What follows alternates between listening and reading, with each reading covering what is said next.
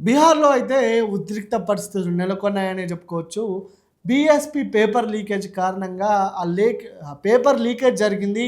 ఆ పేపర్‌లో అవకతవకలు ఉన్నాయని బీహార్ రాష్ట్రమంతా రోడెక్కిన పరిస్థితి అక్కడ కనిపిస్తుందనే చెప్పుకోవచ్చు. అయితే ఇదే క్రమంలో అక్కడున్న విద్యార్థులు, ఉద్యమకారులు అందరూ రోడ్డుపైకొచ్చి నరేంద్ర మోడీ రాజీనామా చేయాలి అని గట్టిగా పెద్ద పెద్ద ప్లకార్డులు కనిపిస్తున్న పరిస్థితి అక్కడ నెలకొనిందని చెప్పుకోవచ్చు. అయితే దీనికి సంబంధించి మరి రాష్ట్రంలో ఉద్రిక్త పరిస్థితులు నెలకొన్నాయని చెప్పుకోవచ్చు.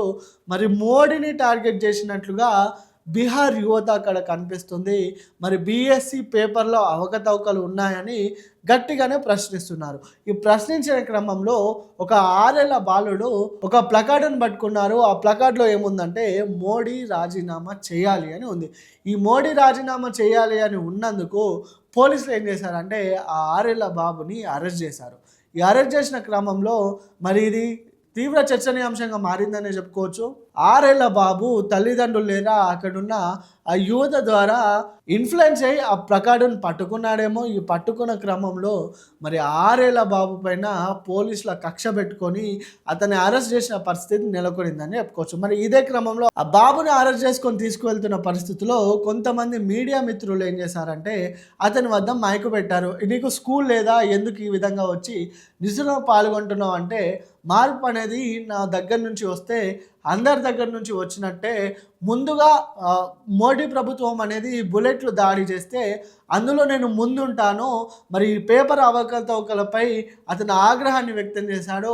మరొక భగత్ సింగ్ అనిపిస్తున్నట్టుగా చెప్పుకోవచ్చు అతనిలో.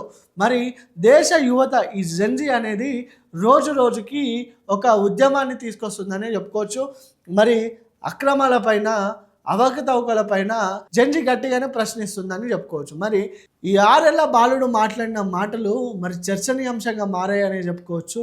ఏదైతే మోడీ ప్రభుత్వం దాడి చేస్తే ఆ దాడిలో నేను ముందుంటా, మార్పు అనేది నా దగ్గర నుంచే రావాలి.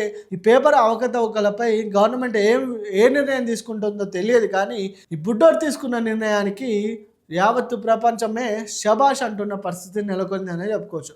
ప్రస్తుతానికైతే బీహార్‌లో ఇలా నిరసనలు కొనసాగుతున్నాయి. మరి ఈ బీఎస్‌పీ పేపర్ లీకేజ్ విషయంలో అవకతవకలు జరిగాయని యువత ప్రశ్నిస్తుంది. ఈ ప్రశ్నించిన క్రమంలో మరి గవర్నమెంట్ నుంచి ఏ విధమైన నిర్ణయం వస్తుందో చూడాల్సిన పరిస్థితి ఉందని చెప్పుకోవచ్చు.